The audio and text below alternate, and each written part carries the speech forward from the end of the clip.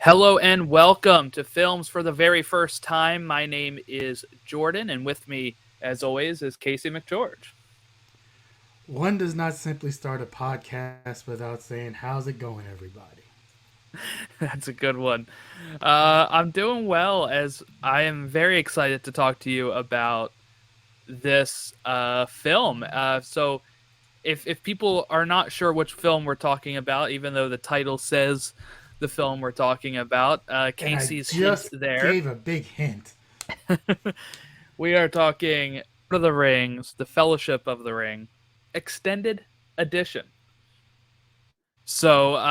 This is my first time watching the full extended edition, but I'm the one that picked the movie. I gave Casey the option because he'd never seen either of them. I said theatrical or extended last week, and he picked extended. And in Um, all fairness, I have no clue what the difference is, so I figured if we're gonna do it, we might as well go the whole hog. right, right. Um, I watched this on Blu-ray. I got the Blu-rays from Amazon a few years back during a one of their Prime Day sales. It was like 30, 35 bucks or something for the full. I can't say three discs. It's the three movie set. This set of discs for uh, was Fellowship is the first one. Yes, What did yep, we just watch? yep. Fellowship of the Ring. There's like six discs in there.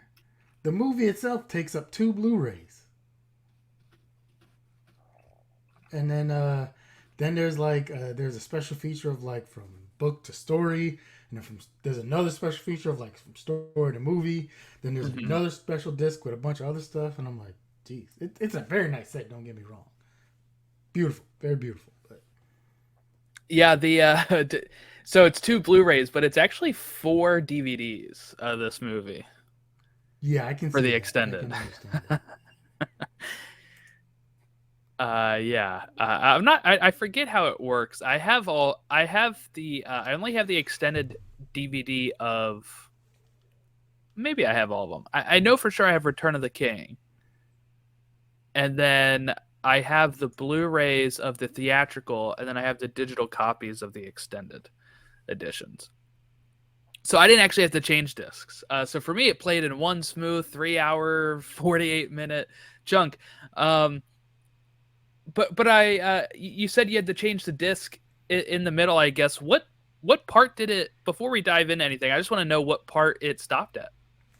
Perfect timing, absolutely perfect place. Right at the end of that scene of one does not simply walk into Mordor, and when they finish that, like that So whole when he says thing, this will be the fellowship of, he says yeah, there's nine of you and stuff. which Okay. we'll get to it because it's like their security there is horrible because they let three random Hobbit dudes just like break into a super secret meeting that nobody's supposed to know about, right? But anyway, yeah. So after like they talk about that whole thing and they kind of get their little merry gang together, and he gets mad at the other two, or he kind of joking with one for he's joking with Sam for okay, you came to a secret meeting you weren't Right. supposed to be at, and then the other two break in, and then he's like, you can even tell the character's like, which I can't look at that guy without thinking Agent Smith. Yeah, Like Mr. that's just my that's Anderson. all that's all I like. I saw him and I just wanted to hear like Mr. Frodo. Yeah, Mr. Frodo. That's what Sam says all the time. So Yeah, but I wanted Hugo little Weaving, mix there. who's an awesome actor, to just like yeah, I see him as Agent Smith. But anyway, right after that little thing, they get together and they're kind of standing there, and yeah, that's where it kind of ends, and it says the story continues on disc two or whatever, and it's a good place for a bathroom break because it's literally like an hour and a half into the extended Yeah. edition, so I don't know regular edition where that would be at time wise, but extended it's like an hour and a half into it. So that's a good natural pausing spot to be like, okay, let me go get a snack. Let me go to the bathroom, change the disc. All right, let me refresh. And then I saw when I put the disc two in, and it said 2 hours and something. I was like, Jesus. But then he told me We'll yesterday there talk was like about it. Yeah. 30 minutes of credits, Yeah. Yeah. which hey, they deserve all the like credits are important. They deserve to be recognized for their work. I'm not watching 30 minutes credits, man. I can't do it. Yeah. I was kind of thinking when I was watching it, like, oh, maybe 10 minutes of credits, and then I got to the part where like the movie ended, and I was like, there's still supposed to be 28 minutes. What am I doing? And I paused it, and it said 28 minutes of credits. I was like, all right, And you know it's not like the MCU. You know there's no yeah, there's additional no end scenes in there, credit right? scene. There's no mid and end credit scene like teasing like the two towers. So you're like, Right, right. what is going on here? That's true. If these were made today, they would have end credit scenes for sure to set up the next film. Um, Or to set up the spinoff that yeah, would yeah. probably be happening.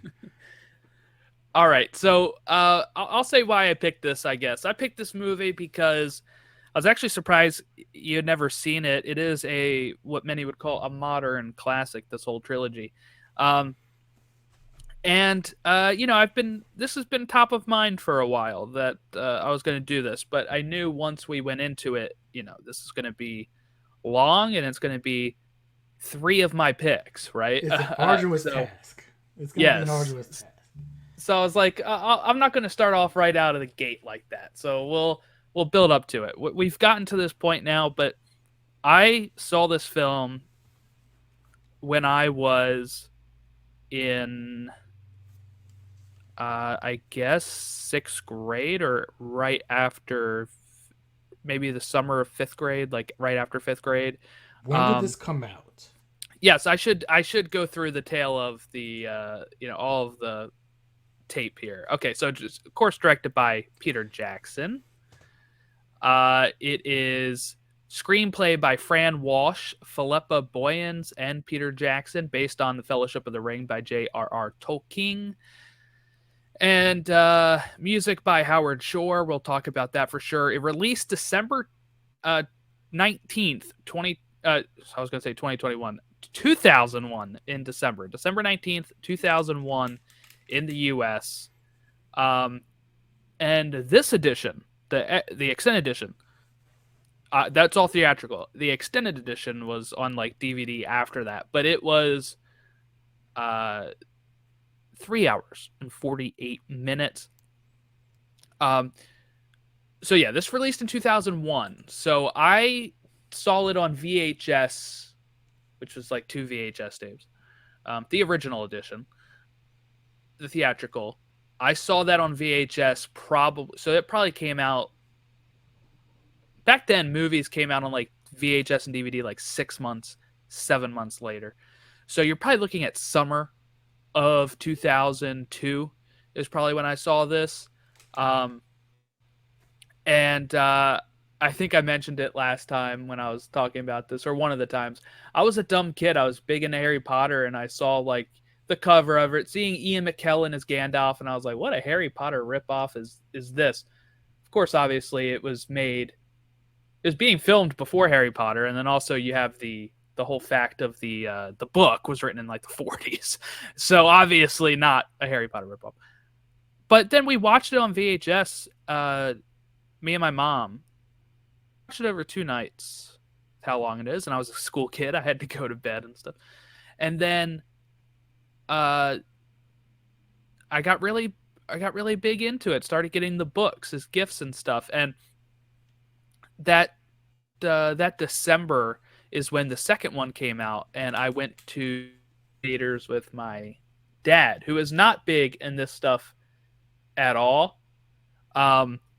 But my mom couldn't go for some reason. I forget why. And so I had to catch him up on it. I now owned it on DVD, but I had to catch him up on the first one before we went to see the second one. And I have a very small bladder. I go like at least once in a movie, right? This second film that we'll get to next week, or 2 weeks, I did not go to the bathroom at all during the movie. I was a good kid. I sat through the whole thing.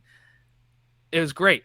But also a big part of my childhood is, video game tie-ins, right? That was a thing that came out a lot. A movie would come out and you would have a tie-in video game. Around that time of 2002, I got my PS2, and they had a Two Towers game that had missions. It started missions in this game. It started at the Mines of Moria. and then you would play through the rest of that, and then it would be all of the Two Towers, and you like unlock characters, and you can play as like whatever. And you could play two players, so like my dad would be like Legolas, and I would be Aragorn or whatever. It was great. Wasn't there, if I remember it correctly, wasn't there a part where you had to like you were on like some castle and you had to like knock ladders over as the orcs were Yes, that's climbing in the up? Return of the King game, I think, or it may be But in Two Towers too. but I think like in both.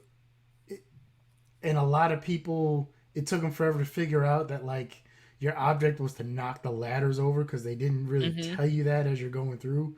Like I remember we were in Kuwait and I remember my buddy was playing that and he couldn't figure out like because it seemed like it just never ended. Right, Right? It right. was just like all these orcs and he's like, "What's going on?" And I don't know how he figured it out. Somehow he stumbled onto something and like a prompt came up or a quick time event to knock the ladder over and it was like, Yeah, it's like a "Oh." button that I think hovers over your head or the ladder when you get close to it, and you're like, But the "Oh, this game didn't process." tell, like the Right. game didn't explain that to you.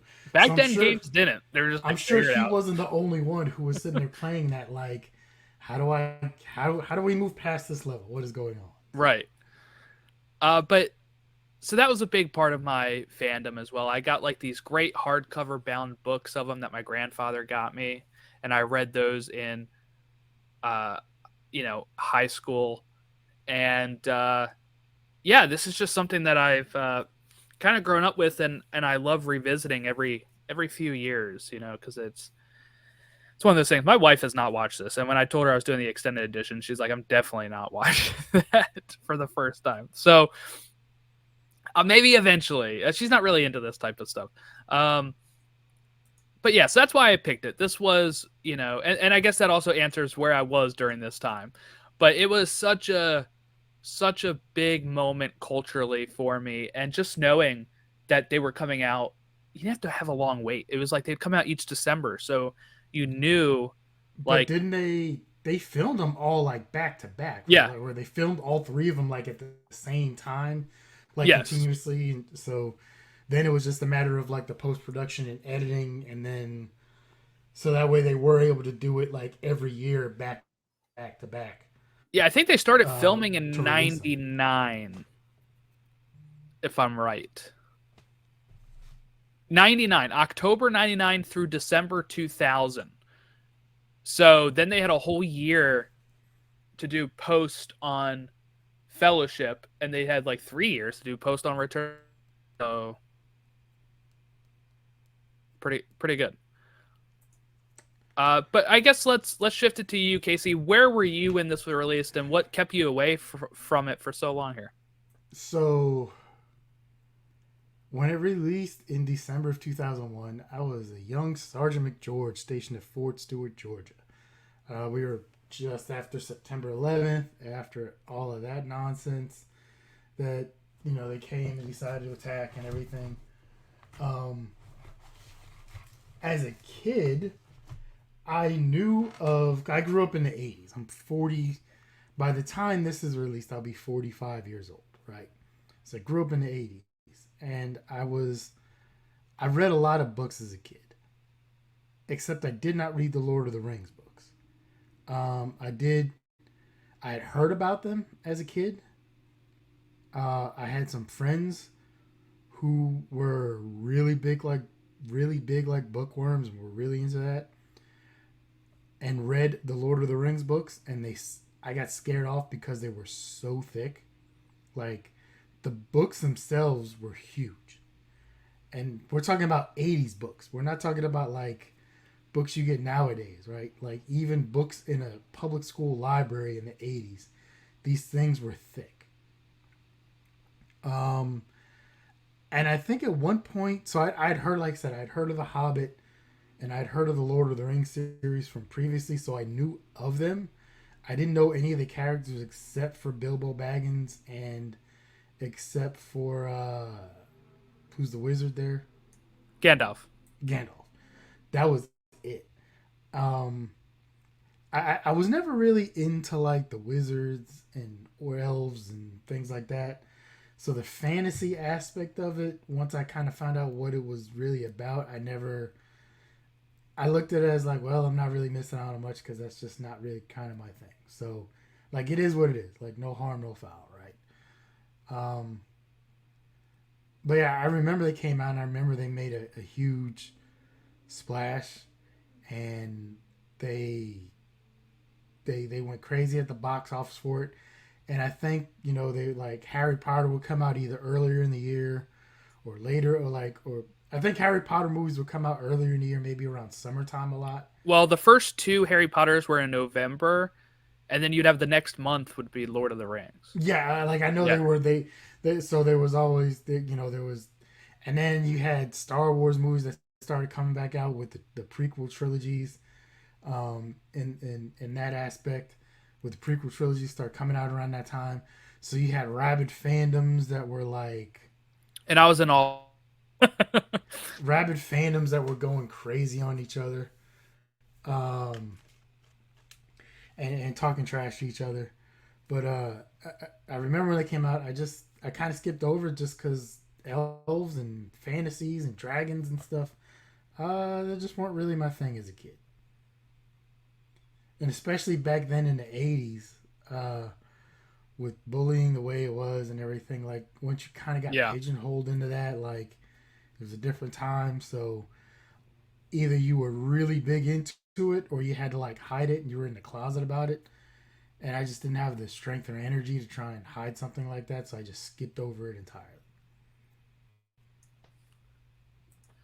All right. Well, I guess let's dive into the movie itself here. So it has about 30 extra minutes, is what I've been able to gather from this. Not including the credits, not including those 27 minutes of extra credits. Um, so about 50 extra minutes if you include the credits. But it's got 30 extra minutes. Some stuff I definitely was able to pick out immediately. Like, okay, this is different. But I think the prologue is still pretty intact. Okay, so we've talked before. Remember how I told you there's a guy on my route who works for Marvel, right? Mm-hmm. And I told him about our podcast, and I told him that I was getting ready to jump into the Lord of the Rings trilogy, and this was my first thing into it. And I told him, I said, I'm not sure. Well, he actually asked before I had a chance to talk to him about it. He said, are you doing the regular or the extended version? And I said, I'll be honest with you, I don't know. I still have to decide. This was earlier in the week. I was like, I still have to decide. I've never seen it, so I don't know. So which one do you recommend? He recommended the extended version. He said there was some things that came from the book that obviously for runtime and various other things they have to cut out from the book for the movie for normal theatrical release, because otherwise Right. we'd be there like all day, trying to watch a J.R.R. Tolkien movie translated exactly, especially the way Peter Jackson does it. He does a great job, don't get me wrong, but like we could be there for like 6 hours otherwise. He was really into it, and he said, hey, uh, you should definitely do it.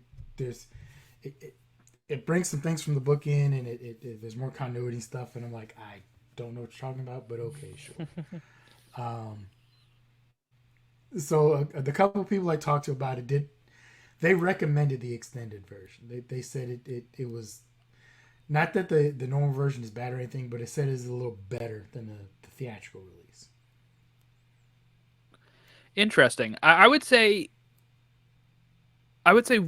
after watching the extended, the first time viewers, I would definitely recommend the theatrical because of the pacing. I think the pacing is better in that movie. But what I would say is if you're probably not going to watch if you want to watch the extended and you haven't seen any of them, and you're probably not going to watch the extended for like years after you watch the theatrical, I would probably recommend watching the extended.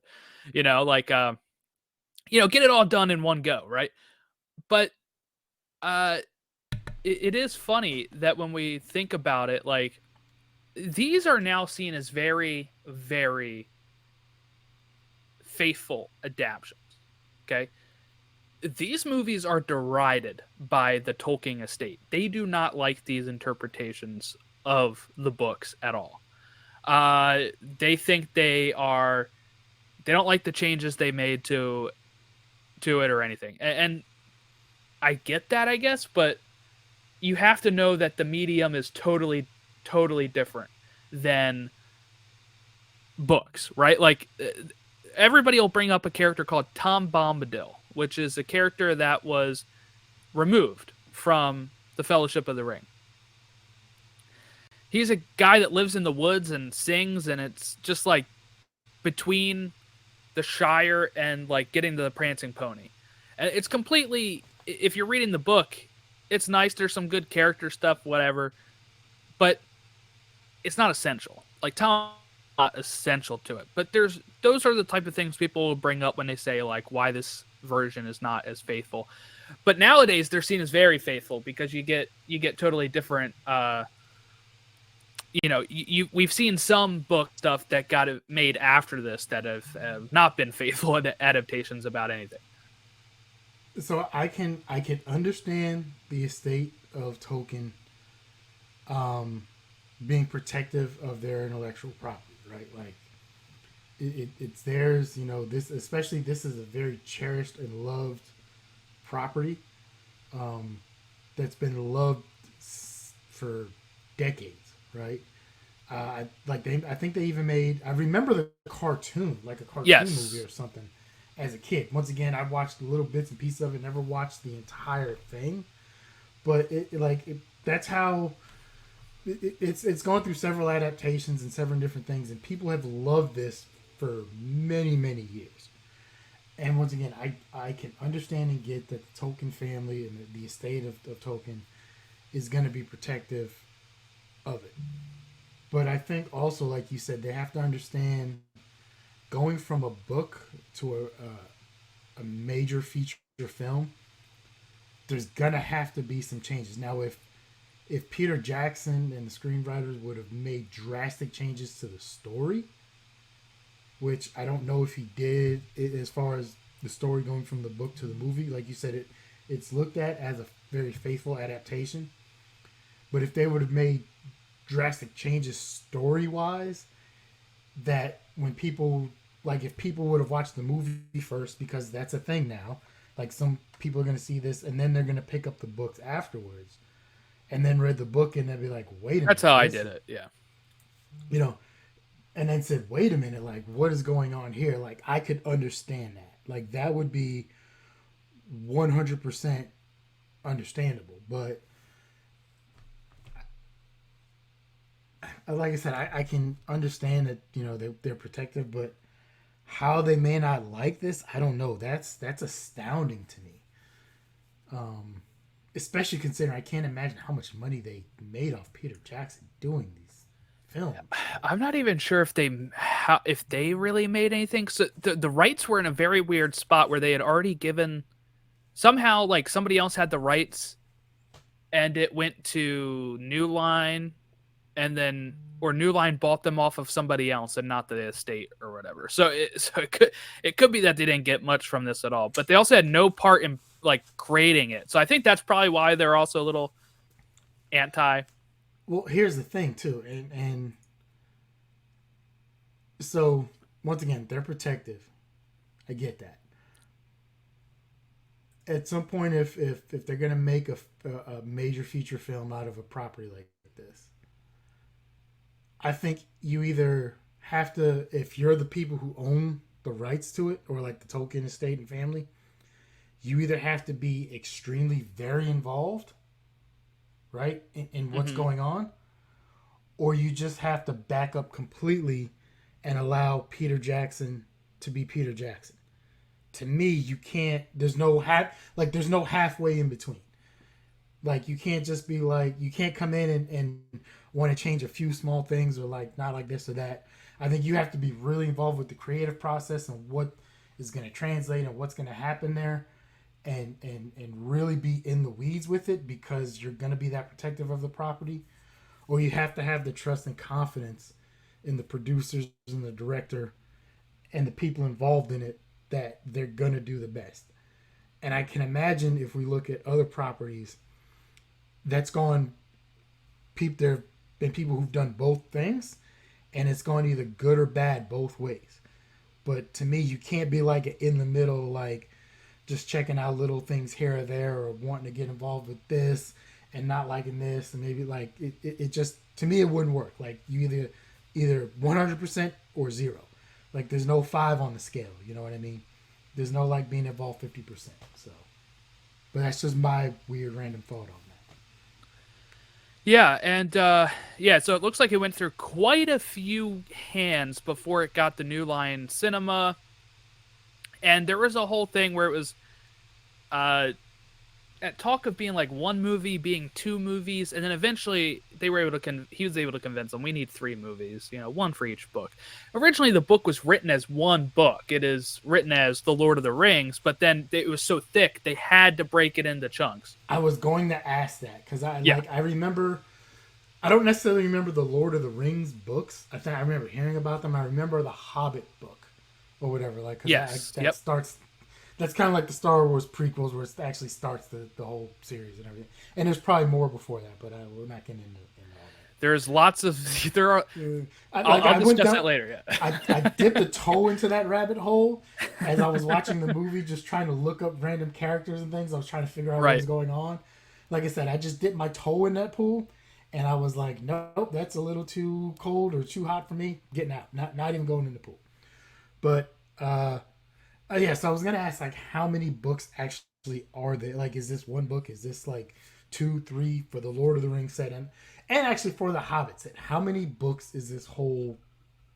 Okay, so you have The Hobbit, which was written before all of this as a fun, like children's-esque story about a journey and adventure that features some of the same characters, like Bilbo, Gandalf, some of the characters mentioned as well. And then you have later he kind of started expanding this and wanted to do a more different story, which is what the Lord of the Rings was. And he ended up kind of using stuff that he had already developed from The Hobbit to continue the world of Middle Earth. And then, he was able to he had tons of notes. This is a guy who notated all of this crap. I don't mean crap in a bad way. I'm just being like, he knew what he was doing. He had all this stuff written down. He created this entire world and created languages and things. Yeah. And this very detailed map that people are really into.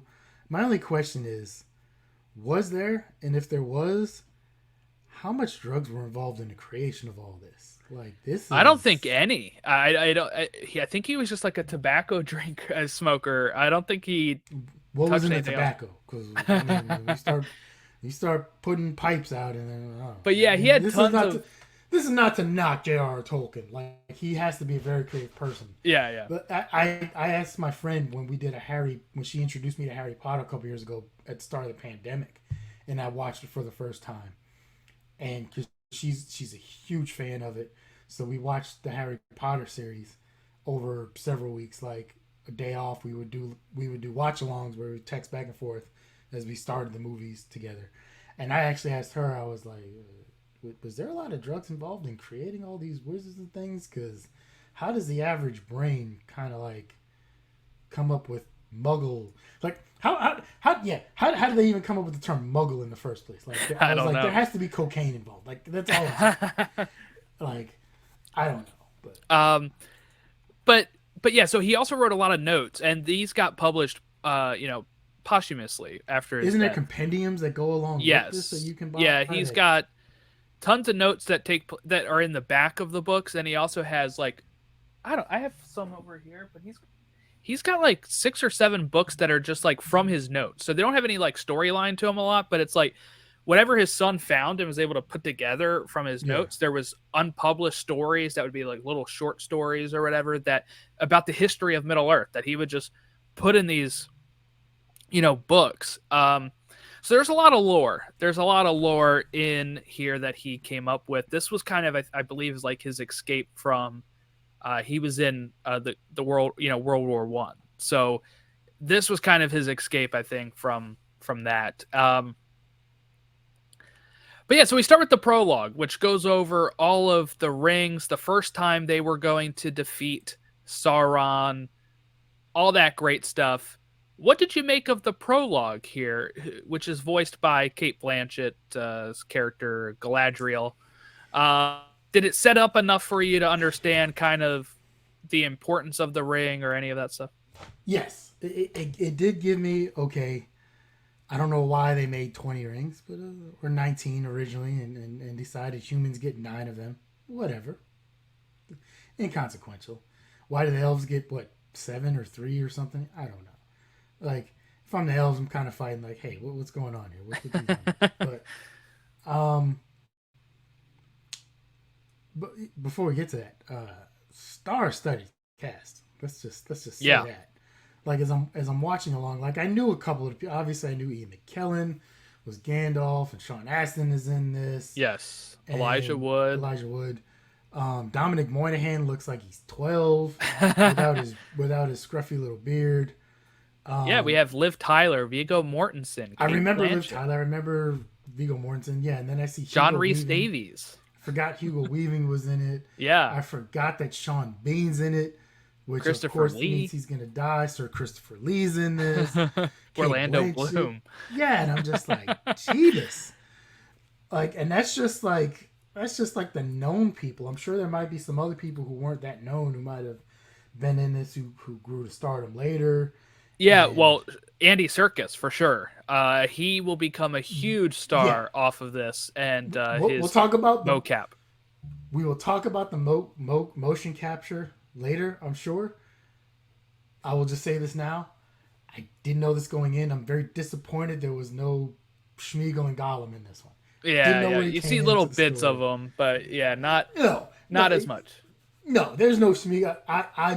This is like 0.2%. There's like no Schmeagol and Gollum in this, and I'm a You little know what though? disappointed in that. More in the extended edition than in the theatrical Are you because serious? Because I there's like none in this. I was surprised how much he was in this because of the theatrical.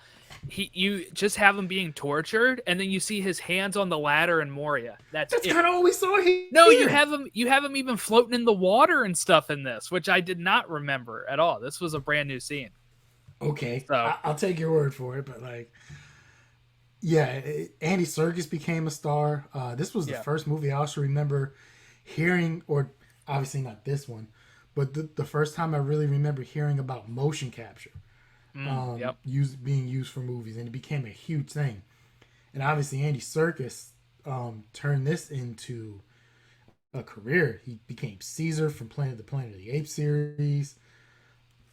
Um, I think he did King Kong for Peter Jackson. Probably because I don't know. Let's see. I He was believe in a he did lot. the He was in motion. Star Wars as well as Supreme Leader Snoke. He's also been in Andor as himself now. He's starting to get more of those. Yes, he was King Kong, Yeah, I was gonna say. I thought I or remember. in it at least. I think he what? Well, I think he did the motion capture as King Kong. Um, but yeah, started cast. So yeah, the story of the rings. I'm sure there's more, and I'm sure if I read the books, I'd probably get more info on that. Yeah. I might have been able to use a little more info um, on some of the rings, especially the One Ring, but it did a good enough job for me to be like, okay, I get the gist of what's going on here. Um, Good. Yeah, because that's it has to do a lot of heavy lifting to set the stage, I think here. Because there's a lot, there is a lot going on. So that all happened in the second age. So we're in the third age now. So like thousands of okay, years later. real quick, yes, he did do the motion capture as King Kong, and he was also a cook on the ship, so he actually did get a live action spot in Andy Serkis did. Nice. So Nice. yeah, Yeah. he was. I thought I remembered that correctly. He did play King Kong. Cool. Sorry. No, So it's all good. yeah. So this actually starts thousands of years before or something like it. It's like 2,000 years when they made the rings, and then Yep. Yeah, the prologue is pretty much set 2,500 years before Smeagol finds the ring. And then you get all of he that has stuff. The 500 Hobbit years. is about, yeah, he has it for hundreds of years. And then you have 60 years from when he loses it and Bilbo gets it to now, is kind of what they explain here. And it slows down Bilbo's aging, just like it did for Smeagol. Okay. I thought that was something that I caught on later when Bilbo met up with Frodo, and he did seem a little bit older, and he said something about his aging was catching up to him. I thought he was, because he didn't come out and say it, but I thought he was kind of hinting that that was a side effect of having the ring. Yeah, I think Gandalf kind of hints at this too, where he says, when it's his 1100th birthday, right? You haven't aged a day, he sees them and stuff. So it's a little like, and he keeps saying how his family, the I don't know, I was gonna say in-laws, but it's like extended family that keeps trying to get the house from him. They're upset that I've lived this long. Stuff like that was really hinting that he's probably should be dead by now. Yeah.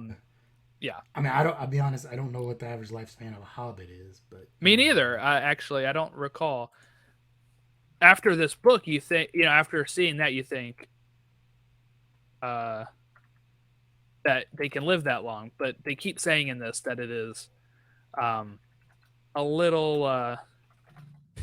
I'm searching average life expectancy for a hobbit, and as I'm going, it keeps trying to get me to ask like for people in the U.S. for dogs for all. It's like trying to guess, and I'm like, you're never gonna guess what I'm asking for, but it's average age.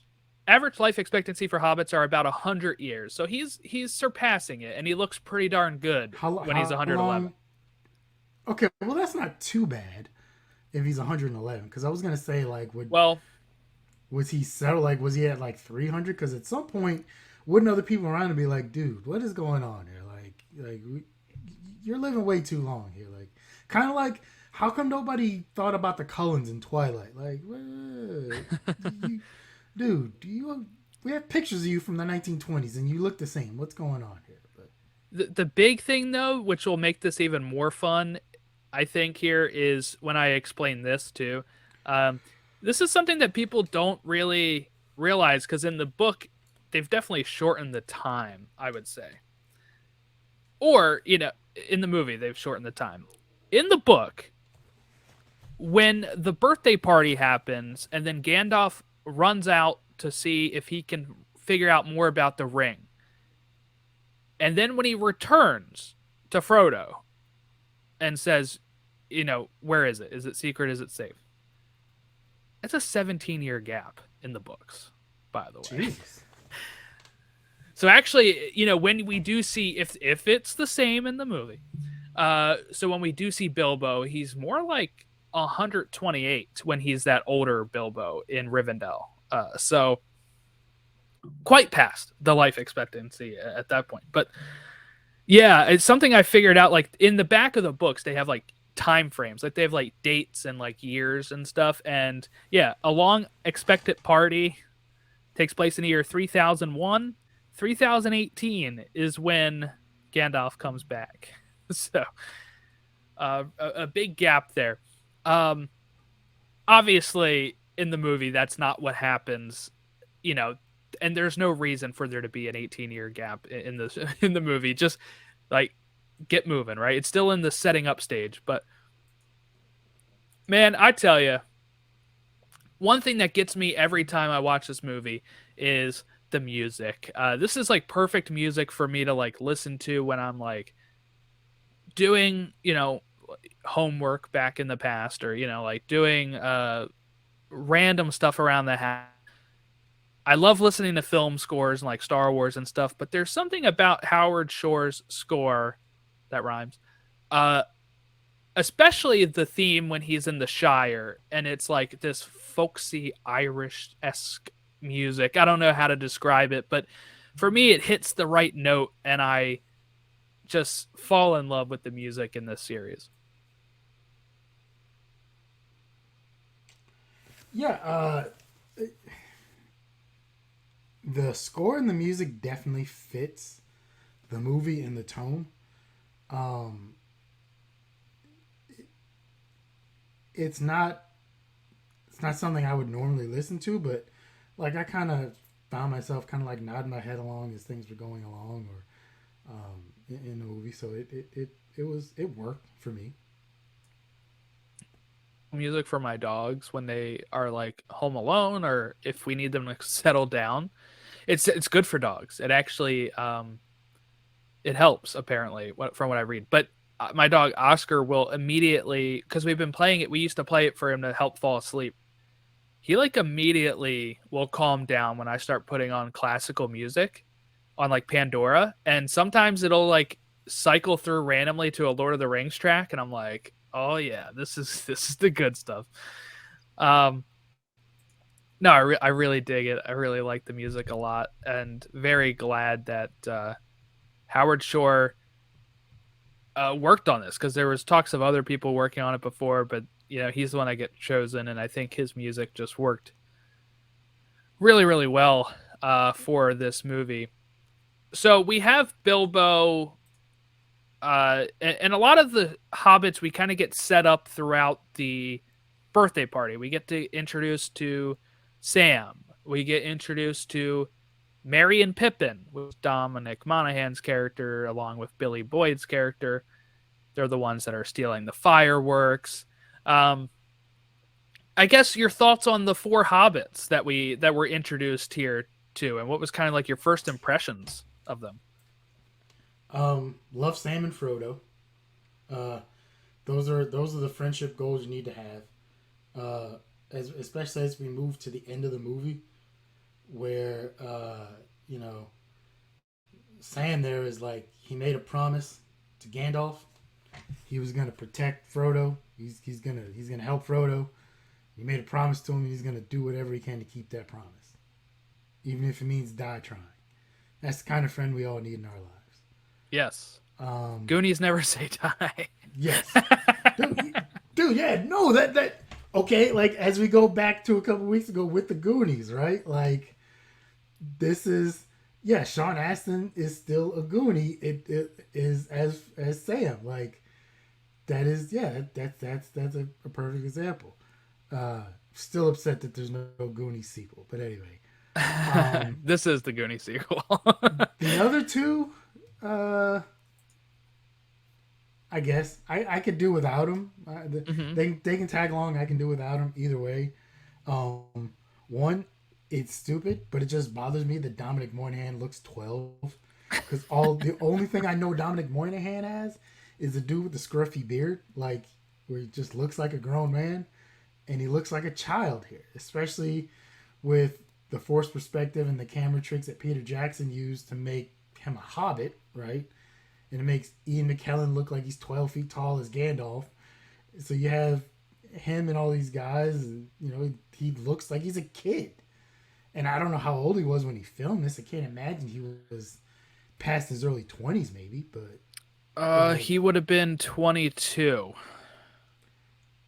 But like we talked before, I don't know if we talked on the podcast or off air, but I remember like when Lost came out, they made even though they had Evangeline Lilly and Matthew Fox was a bigger star because he had done Party of Five. People knew who he was. Yeah. But they, more than anything in a lot of that marketing and advertising I remember seeing, was Dominic Moynihan from Lord of the Rings. And then everyone else became huge stars from the show. But like they were banking on like this dude's from Lord of the Rings. He's going to carry the show. That's what made me watch. Because this was Lost was literally the year after Return of the King. So it was, I remember sitting in my grandmother's beach house. Like it was her house, it was at the beach. And we were watching TV commercials and they showed Dominic Monaghan saying, "Guys, where are we?" And I'm like, that's Merry from Lord of the Rings. I'm watching this. And then Lost became my whole personality for 6 years. So yeah, that was a cultural phenomenon. For those of you who may not know, if you weren't around when Lost first came out, Lost and Desperate Housewives on like a Sunday night on ABC. Yep. Yes, that was ooh. But I can kind of deal without those two. They come along. They're great. I do agree with Second Breakfasts and Elevensies. Yes, so, Pippin is so good in that scene. I'm just for that they can stay. Like I'm not against them. Just for that. I'll always be up for those. Yeah, so we get introduced to all the hobbits, and then we get introduced to. I have like 5 tabs open. Hold on. So then we get kind of introduced to Bilbo's party. 111. He says he'll be going now. He puts on the ring, disappears, and that's his getaway plan. And he wants to leave. He wants to finish his book. So here's the fun Gandalf story. was not having that. The book he's writing is The Hobbit, which is I kind of wondered if that yeah, was the case, but I wasn't sure. yeah, because The Hobbit is also called There and Back Again, A Hobbit's Tale, and you have the first chapter he's writing is concerning hobbits. It is all straight from The Hobbit that he's writing, which is great. So that's his journey. That's in The Hobbit. It is focused on Bilbo. In the movie, he's played by Martin Freeman. When we get to younger Bilbo, Okay, so when they first show Bilbo, right, in this movie, when they first show him, I looked at him, and especially since we just saw Secret Invasion, and I looked at him and I thought, is that Martin Freeman with makeup? Like, I wasn't sure, so I had to look it up, and I was like, oh no, Martin Freeman played Bilbo Baggins, but he played him in the yep, Hobbit trilogy, not in this one. But I was like, oh, he does look a lot like Ian Holm. Yeah, pretty good casting. Really great casting. A plus there. Plus Martin Freeman, fantastic actor. So Yeah, A plus. But yeah, yeah, I was wondering like, wow, is that Martin Freeman? Because this was like early 2000s, and I was like, I don't know what he was doing back then. I don't know who he was. Like, is this where he got to start? And then I was like, oh no, that's not him. But it looks just like him, but it's not him. yeah. You can definitely see like uh, where he becomes into Ian Holmes, Bilbo, which is funny because he's not really supposed to have aged that much since then because of the The ring. ring. But you know, you're not bringing Ian Holm at like 70 years old Oh playing a yeah, young so when Bilbo. they did the Hobbit, when in Around 2012. so 10 years later. So Yeah, Ian Holm, I mean, he would have depending been. how hard He his he life died at was. he died at age 88, I think, in 2000. So he probably would have been in his 70s playing a younger Bilbo. Probably wouldn't have worked. So I'm glad they went with Martin Freeman. We might at one point cover The Hobbit. They're very conscientious. No, I was gonna say very contentious movies in the fandom. But and you and Lily in the Hobbit films too. So you get that. At one point, Evangeline Lilly and Dominic Monaghan were dating. So it's funny that they've both been appeared in the same series. But anyway, so he goes off.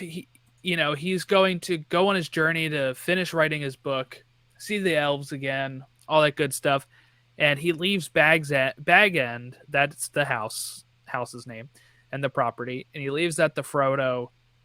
Uh, Now, Gandalf is starting to get suspicious that this ring is the One Ring, especially when he hears Bilbo call it his precious. It really makes him start to think. So he goes I thought research. he was Schmeagol at first. Oh, Bilbo. Yeah, with the whole precious thing, I was like, he turned into Gollum. Like what? And once It's I had something to, about the ring, I guess, because when Gandalf does his research, we see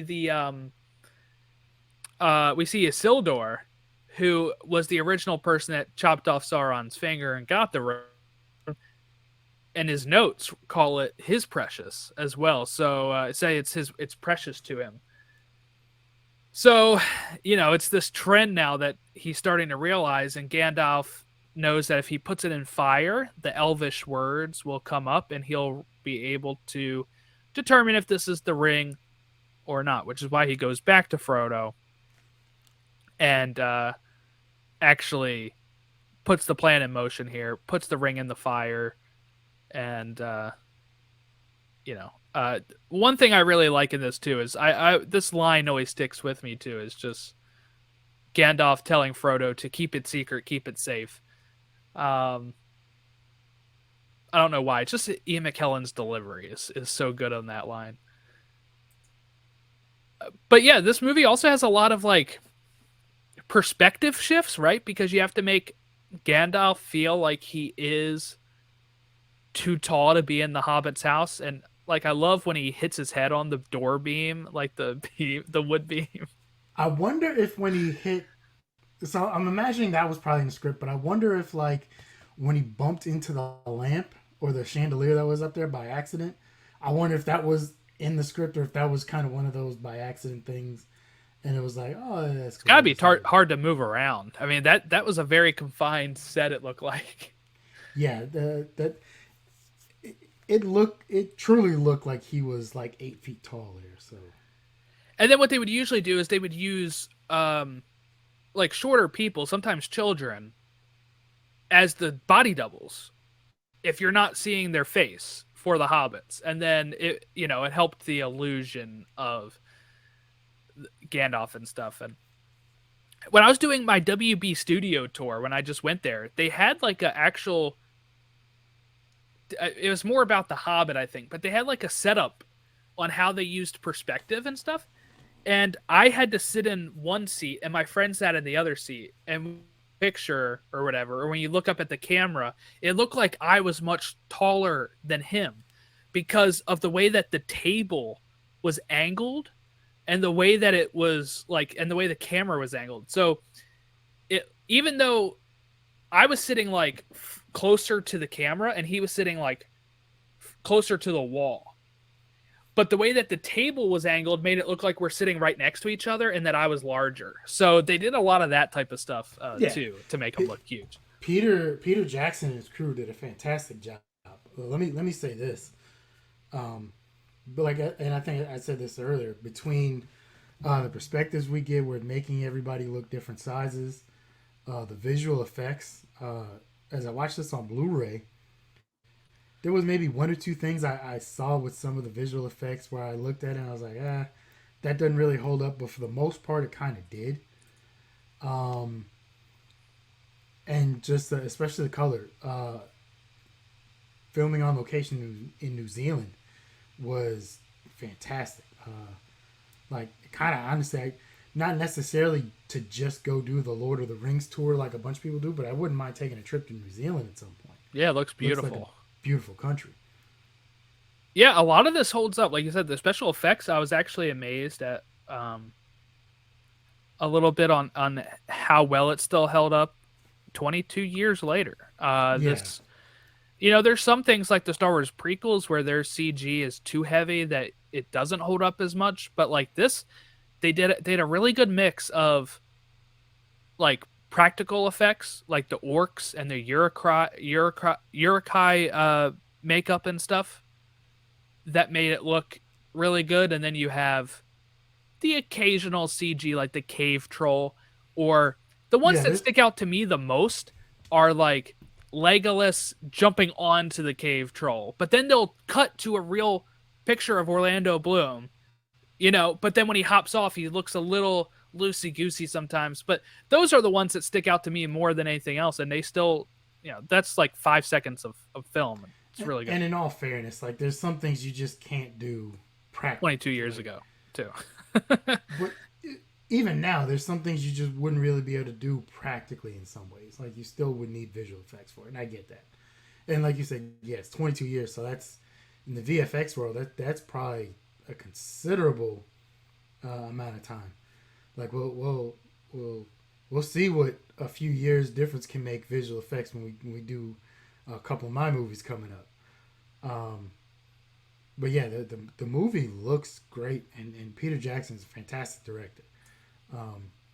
So kudos to him for everything he did in this aspect. Yeah, it was really like the perfect mix of like great cast and then also being able to have a world-class director to like put all this together. Like this was the best chance for a Lord of the Rings trilogy to be made. Like you're not getting sometimes I feel like some people get attached to stuff that maybe shouldn't, or like it's, you just don't see the vision for it and stuff. But this was like the perfect storm, I think. So let's get into some of our other heroes we have here too, which are introduced as Strider. But we find out his name is Aragorn. He is actually an heir to Isildur, and is heir of Gondor. So what's your thoughts on Viggo Mortensen's Aragorn? Uh, I dig it. I that was one of the rabbit holes I went down with as like stuff's going on. I'm trying to figure out who's who. Um, yeah, I can get behind him. The different heroes we had, I had to kind of figure out what was going on between two of them.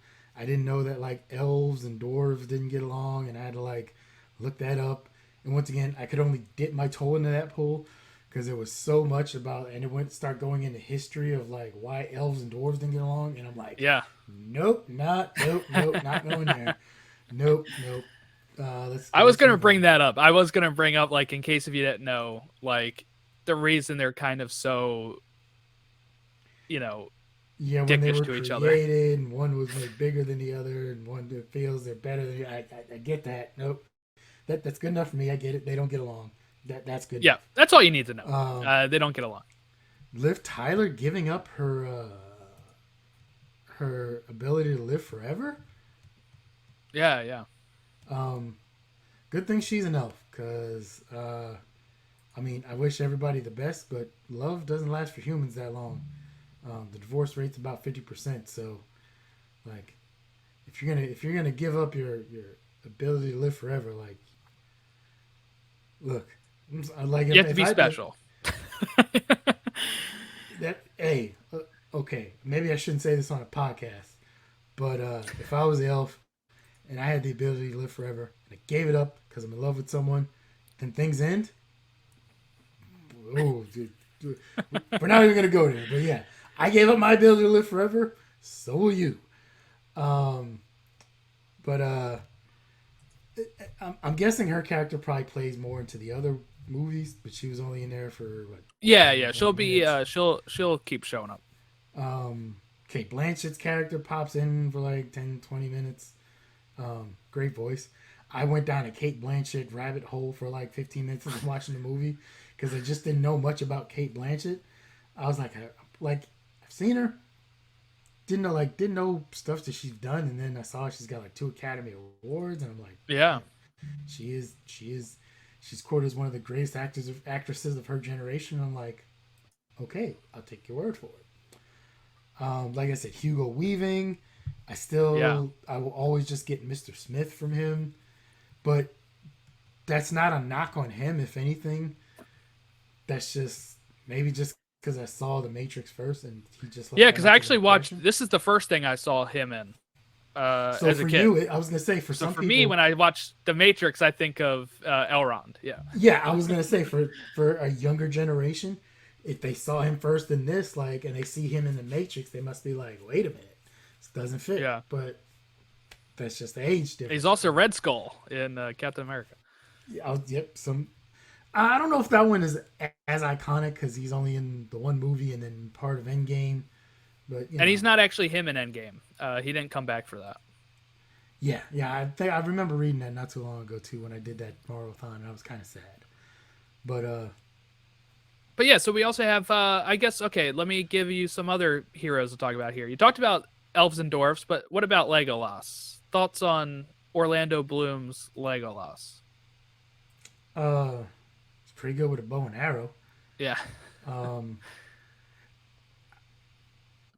okay, so maybe I just need to see a lot more of them in action. There was some action in this movie, right? Yeah. But this movie also has a lot of story that has to set up everything for the next two movies, right? So there was some action, but probably not as much as there are, I'm guessing, in the upcoming movies. Yeah, if you want action, Two Towers and Return of the King are going to give it to you. So, like I said, they have to set up the relationships and who everybody is and all this, and I get it. And the movie dragged at a few points in this, Mm-hmm. and I kind of get it. But you, like I said, when you have especially a grand vision like Peter Jackson did, where he knew what he was doing and where he was going with this whole thing, it was kind of necessary. Um, I kind of want to know more about some of these guys, but I just don't know if there was the opportunity to really. This isn't their story, I guess. This is the story of Frodo and Yeah. kind of his journey and everything else. And, um, but I kind of would like to see or know more about some of these other ones.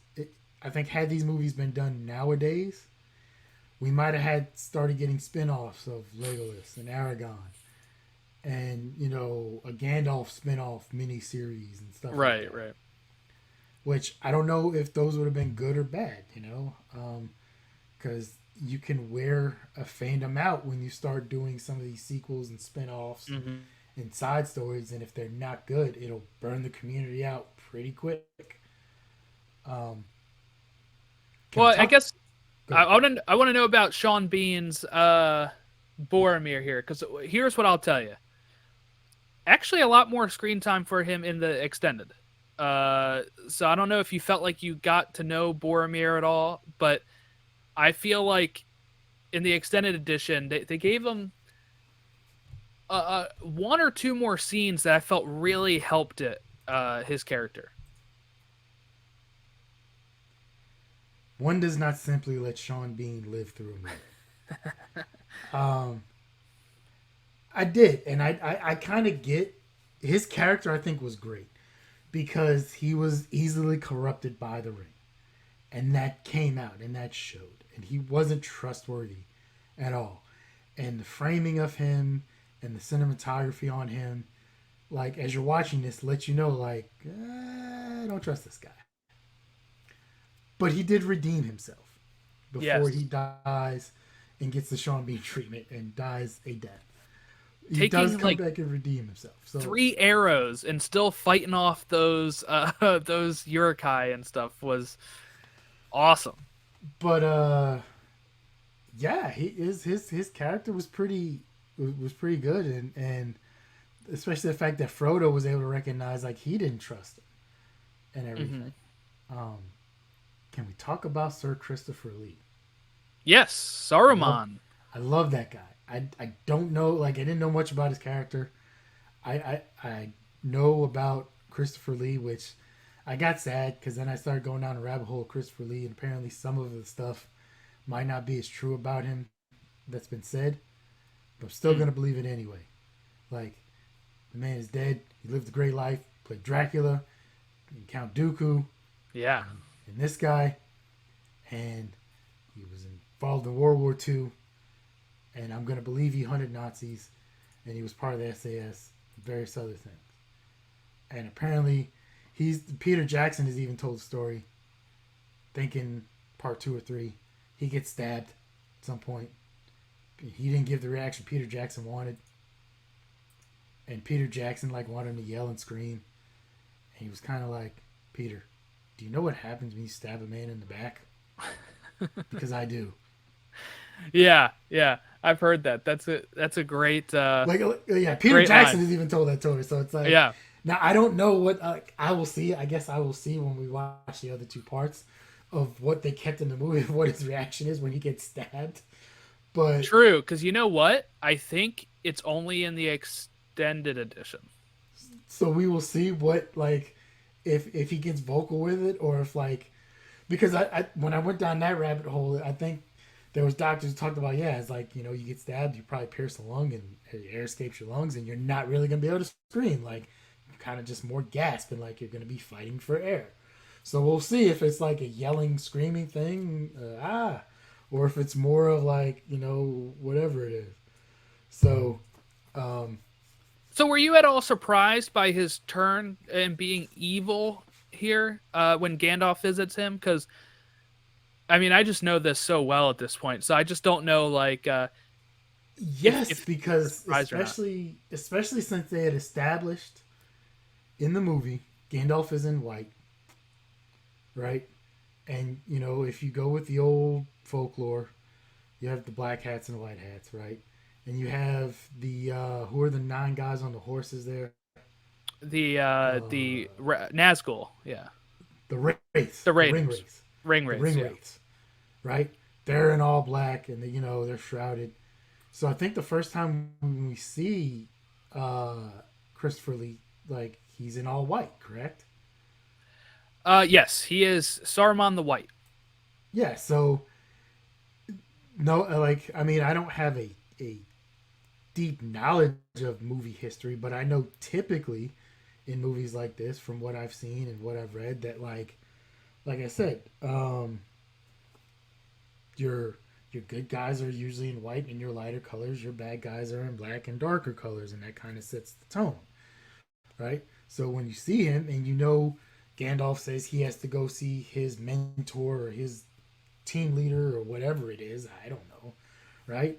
Like, okay, he's on Gandalf's side, right? Because Gandalf is Right, going to right. him for advice. So, like, okay, him and Gandalf are cool, like, and they're powerful wizards. I'm like, oh man, this is a great team. And then he, like, as the scene goes on, I'm like, oh no, this is not going to end well for Gandalf. Like, this is no bueno. And then he turns on him, and then he kind of ends up whooping Gandalf, and I'm like, man, what happened here?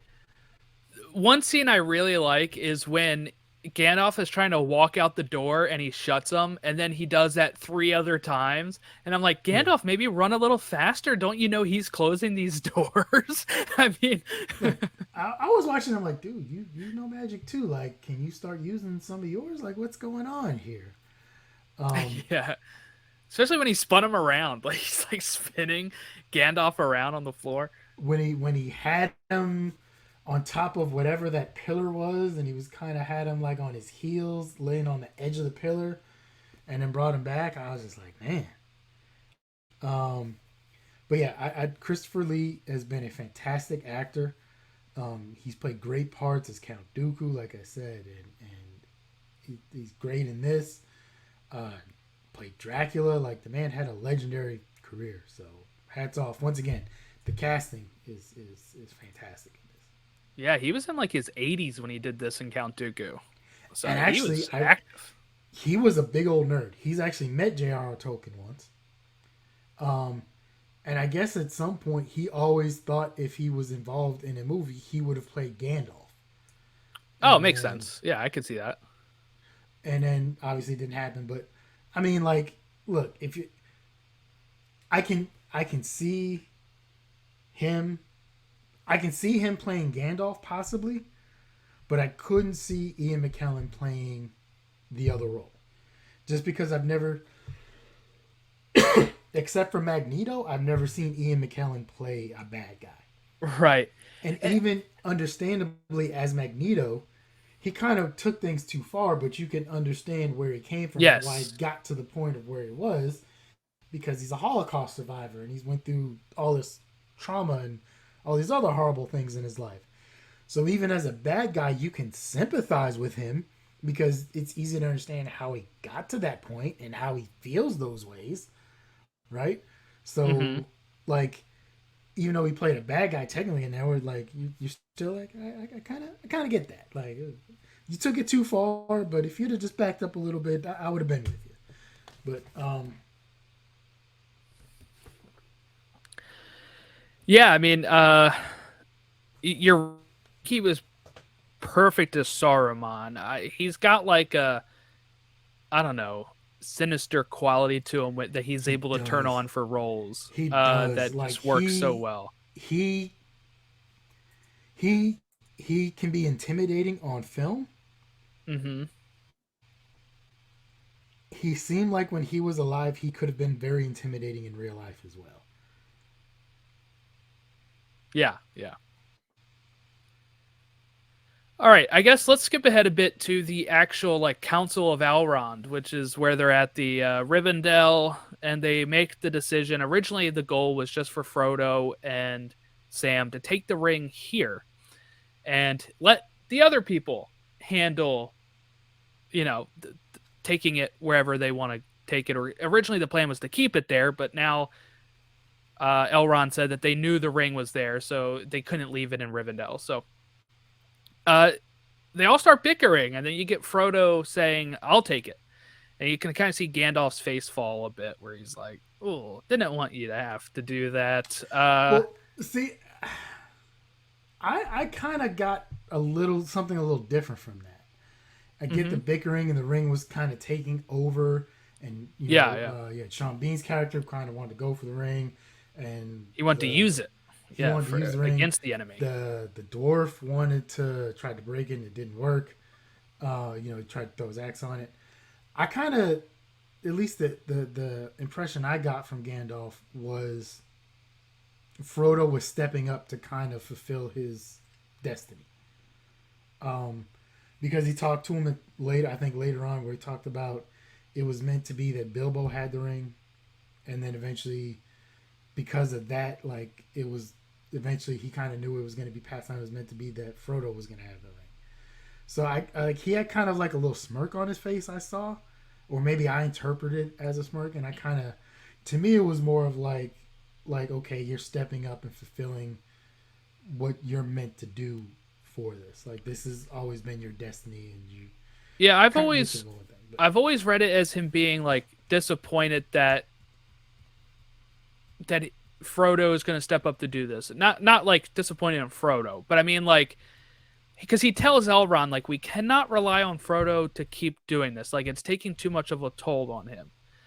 But I think you're right that then he kind of turns and like gives him a smile and a smirk to be like, "All right, then I'm coming with you. You know, I'm going to make sure you get there," type of thing. But I think it was that moment of just being like don't say anything, don't say anything, and then he says something and you're like, "All right, but yeah, I'll go with you." here's the question: if not Frodo, who else?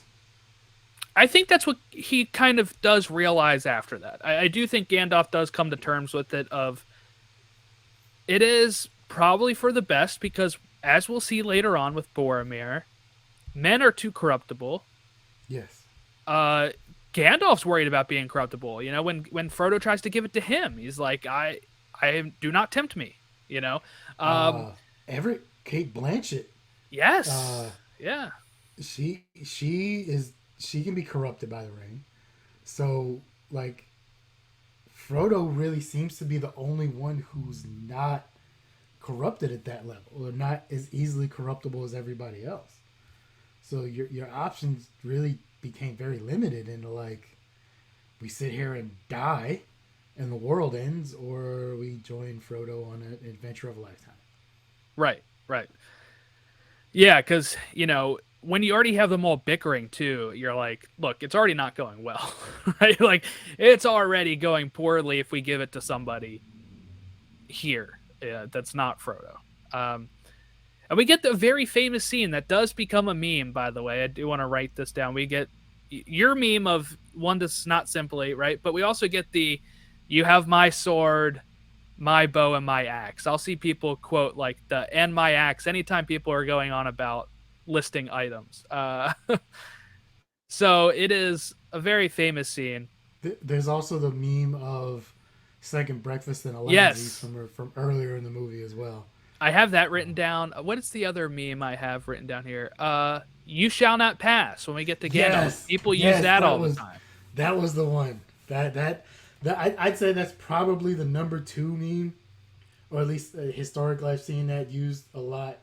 But yeah, Another one I've definitely. seen used is very early in the beginning of the film when Frodo says, "All right, then keep your secrets." I see that as a meme all the time too. I don't think I've seen that one. Really? Oh no, it's been a very popular meme at least in the last 5 years that have gained more popularity. Um, when he says it to Gandalf when he's riding in his cart. But yeah, so the new plan is to take it to Mordor themselves and cast it into the fire since it's the only way to destroy it. We get the flashback too of Elrond saying that talking about when he went there with Isildur and Yeah, Isildur no, it corrupted him, yep, and he puts it was. right back on. And then, like I said, this is where we get uh, Sean Astin coming from the bushes, and they kind of makes a little joke at him about, oh, you managed to break into a secret meeting. Then you get the other two that come in, and at this point, I'm like, where is the security? Like, what is going on? How do you, if you're having a secret meeting of a council, right? Like, there's got to be something to stop people from just kind of butting into this meeting, like, and I there doubt wasn't. there's any security. There was none. There's no doubt because there was absolutely none. But and then like I said, as they're kind of there, and he gives them the name the Fellowship, and there's the nine of them in like the little semicircle. That's at like an hour and 30 minutes in, or somewhere thereabouts, and that's Yeah. when it tells you to put in disc 2. Yeah, so does disc 2 just start right after that, or do you have to press play? Like, how does it? So I put the Blu-ray in, and it says it gives the menu comes up, and it was continue movie, continue commentary, which Oh, okay. I don't know. I've never I've never watched a movie with commentary, and I'm not sure if I'd be able to. Have you? Really? I used to do commentary all the time. I think I might have done one or two, but like if I'm watching a movie, so I can't watch a movie for the first time with commentary because I No, don't know no, what's no. going on. It'd have to Right? be a.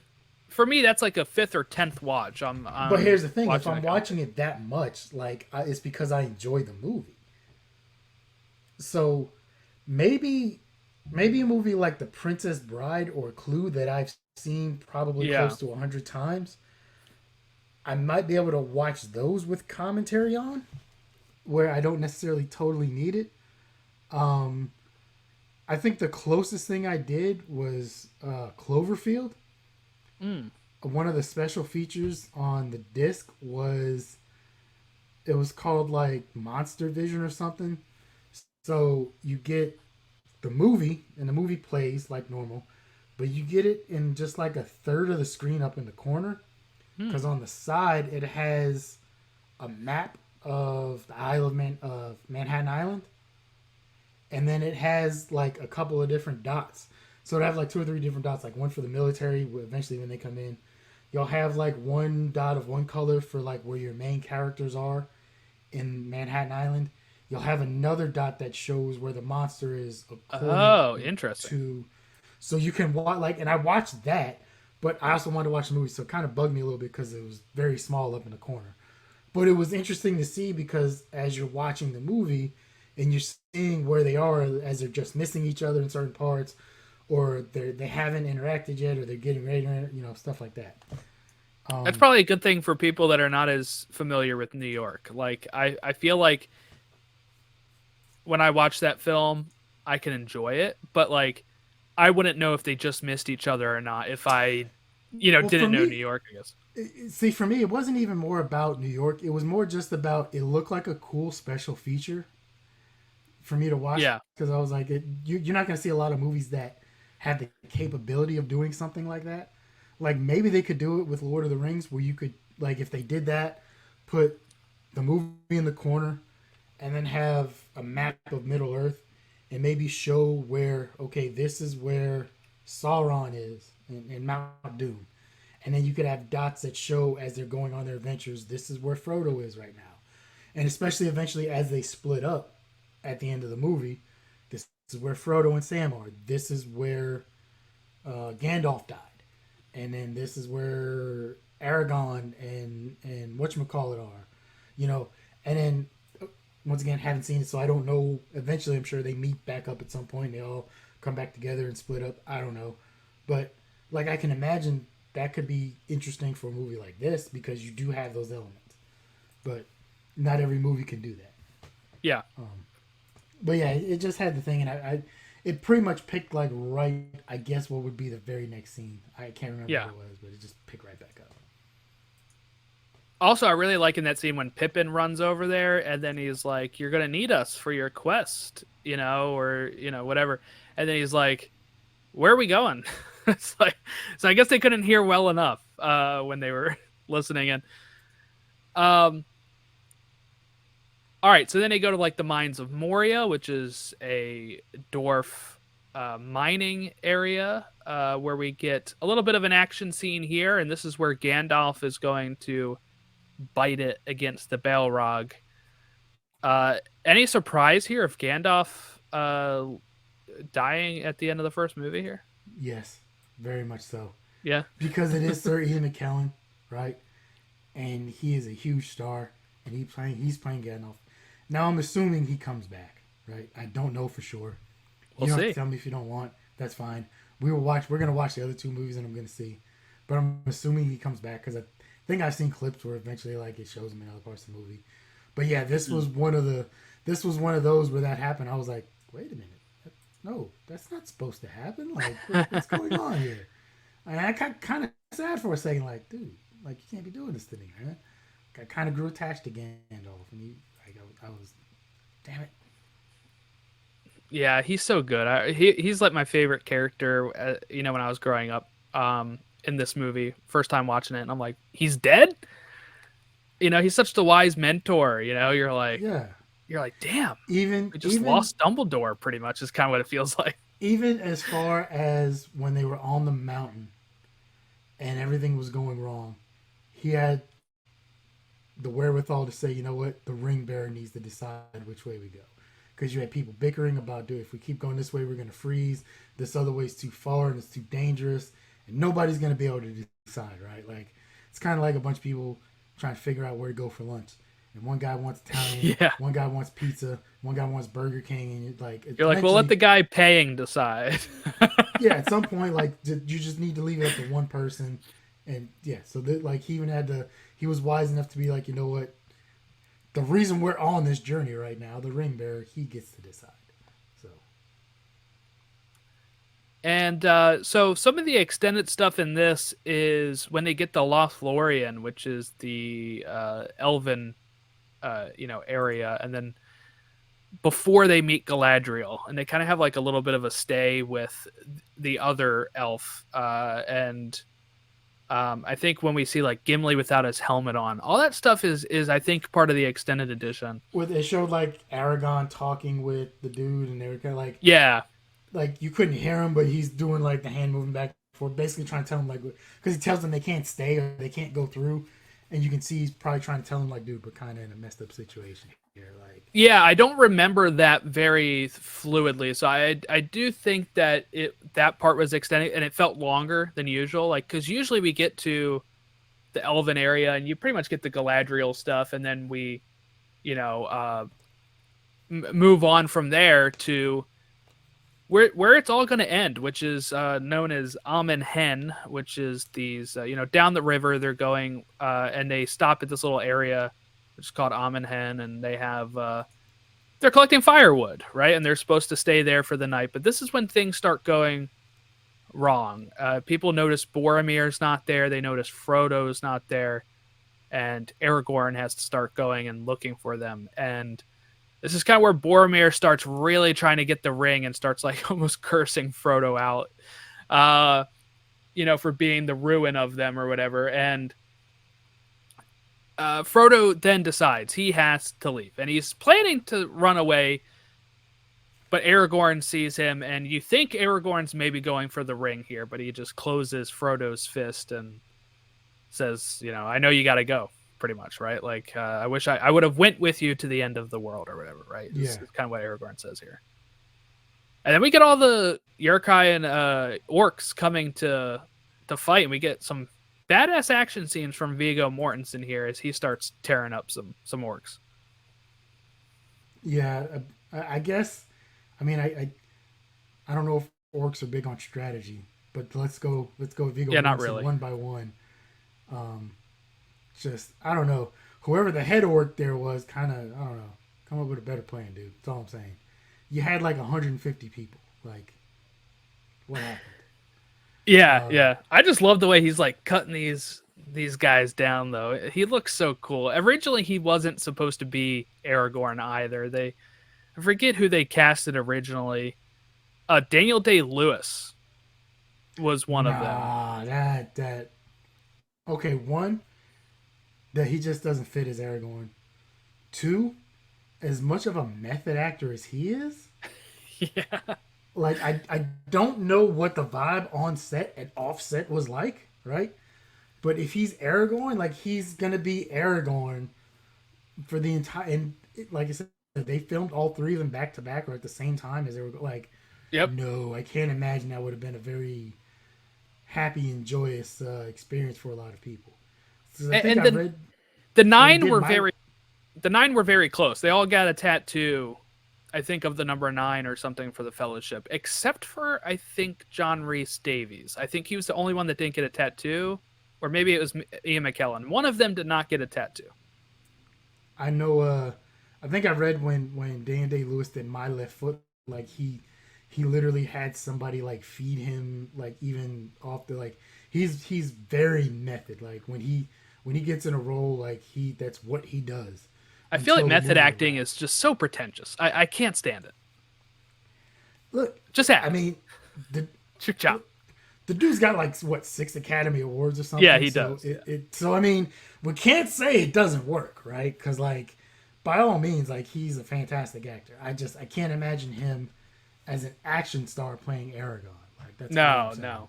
And I can't imagine it would have been a joyous event for everyone else on the set. He would have been like speaking Elvish at times to like get in character and stuff.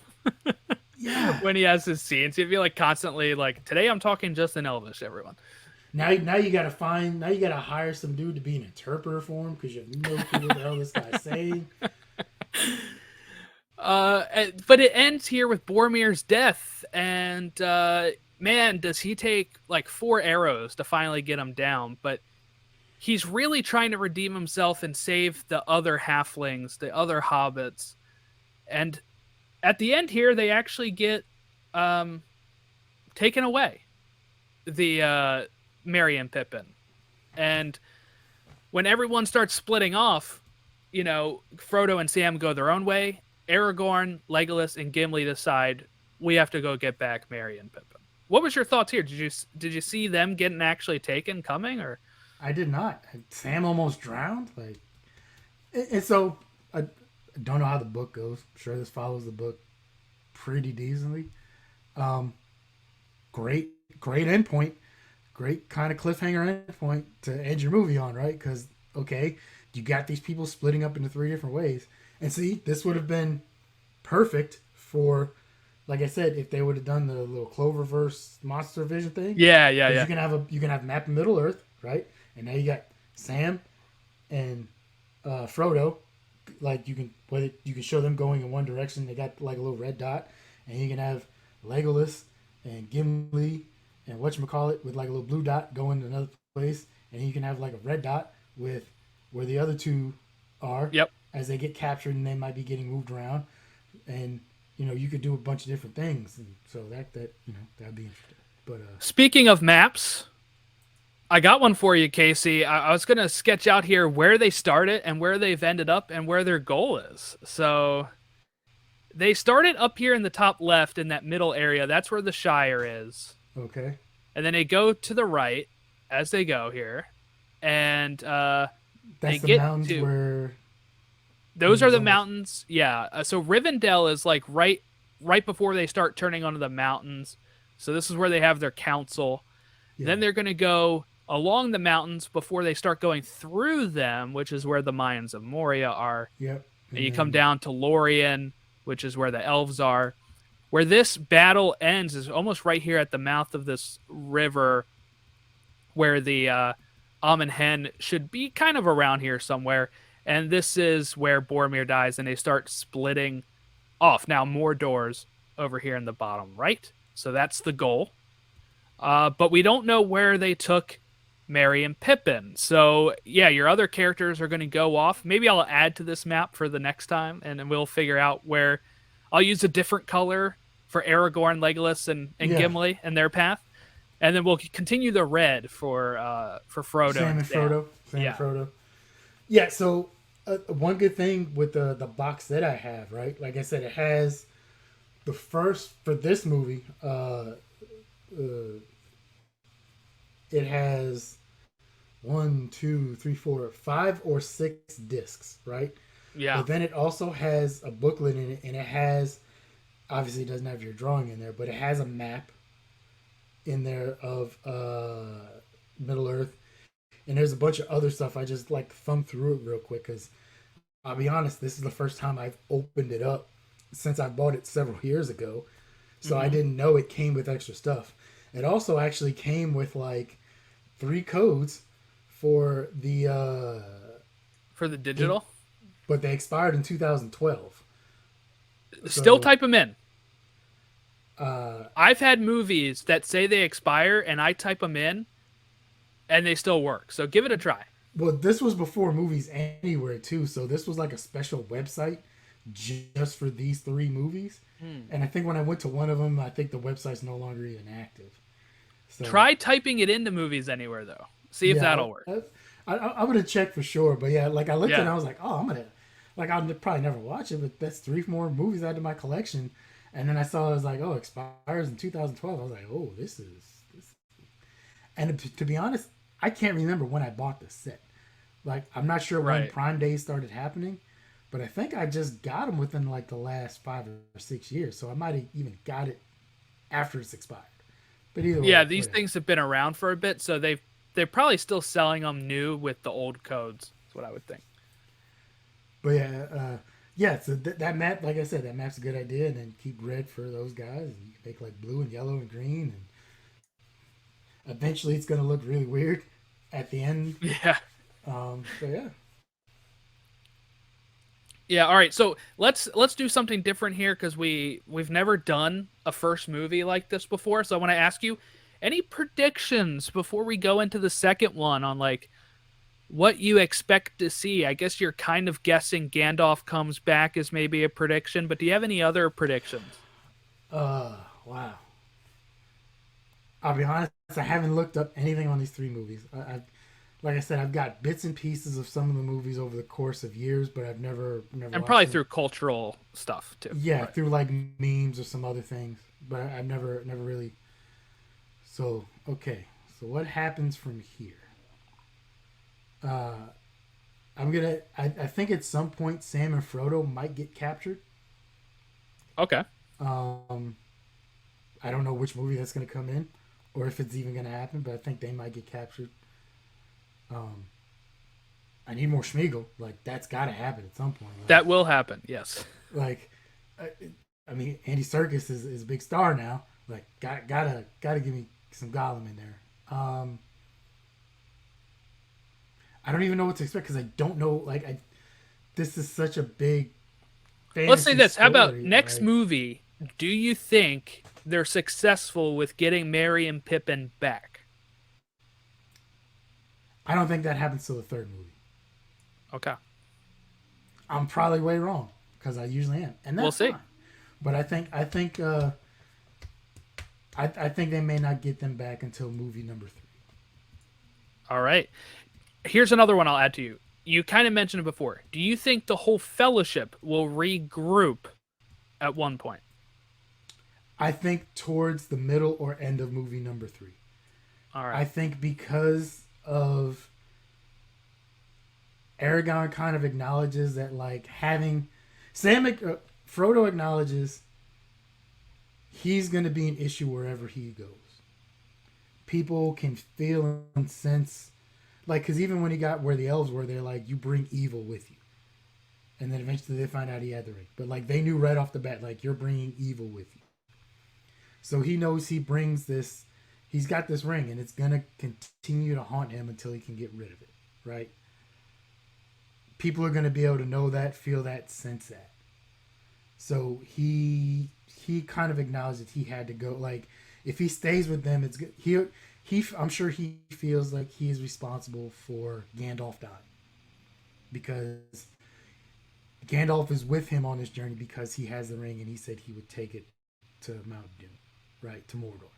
So he probably feels responsible for Gandalf's death. I get that. That is 100% understandable. And So he probably probably also just right. You can't trust anyone if they can get corrupted, right? I mean, that's part of that the was gonna thing. be my next thing. He's seeing that this ring is corrupting just about everybody around them. It almost corrupted Gandalf. It corrupted Boromir. It corrupted Kate Blanchett's character there, right? So anybody who really gets around this ring and knows he has it, it starts turning. So he probably feels the only way for me to do this properly is for me to go about this journey on my own. Sam said, "No, I can't let you do that." Like I said, they're friends till the end, right? So he's got to go with him. Your other three have to go find the other two hobbits. I don't know where they took the two hobbits at. I don't know where they took the two hobbits, right? But now you, and I who guess knows if actually we should know. I think actually thinking about what he says, Gondor Isengard is over here at the bottom of the mountains, and Saruman did tell them to bring any hobbits back. So I would assume they're is taking that them by there. Gondor down there? Or? It's like right. to the left of where it says Rohan. So it's like right at the very bottom of the mountains. Um, there's a little tower, kind of right there. It's hard to see, but that would be the Isengard tower that Gandalf was stuck on. So it's like right there. Okay, but so I mean, they've got captured. Maybe they try to escape. Maybe they get a little lucky and escape for a little bit, get captured again. I don't know. The other three are searching for them, and then at some point, like they know where everyone knows where eventually they all have to go to, right? Which is Mount Doom. So they have an end point. So now you have the ability to have all these separate adventures, and uh, I think eventually they all will meet back up together again, but it probably won't be till halfway through, if not towards the end of not until the end of The third one. yes. So one thing I'm thinking about when you say like you wanting to see more of these characters, I think you're gonna get it because I don't know how much you want of them, but like them being split up like this will get you a lot more time with like Aragorn, Legolas, and Gimli, and then Yeah, a lot more time instead with of just yeah, everybody together in one yeah. group and just trying to figure out. Yeah. So I'm really excited for the Two Towers because as long as I've been a kid and stuff, that's been my favorite. So I'm curious to see if it still will be I my was favorite. gonna ask, out of this trilogy, which is okay, two separate questions. Which is your favorite movie of the trilogy? Uh huh. Which is the best movie of the trilogy? Because I think Return of the King like swept all the Academy Awards. Now Yeah. that could be because it was that great, or it could kind of be more of or somewhat of a career I'll congratulations. say it was. I think it was both. It is a really good movie, but I also think it was like if we're going to acknowledge all three of them, we're going to do it right here with Return of the King. It's kind of how it felt. Um, what I'll say is my favorite growing up in all this has been the second one, and I think the one that's been the most fan favorite is Return of the King. That's the one that most people say is the best. So I'm not sure where I'll fall with that again. Okay. Now, especially with extended editions, right? So I'm curious to see which one I think is the best. But I remember as a kid, I was a huge action fan, and Two Towers has like a ton of that. So that was something for me, growing up. Before we rate the film, I do want to ask you: do you have a favorite character so far? Uh, Aragon. I like the action side. Aragon for sure. Um, and probably Sam.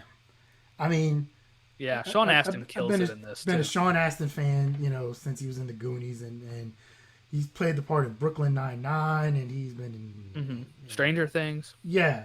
So he's always done great things there. So, but those two would probably be my favorite. And Gandalf. How can you not like Ian McKellen?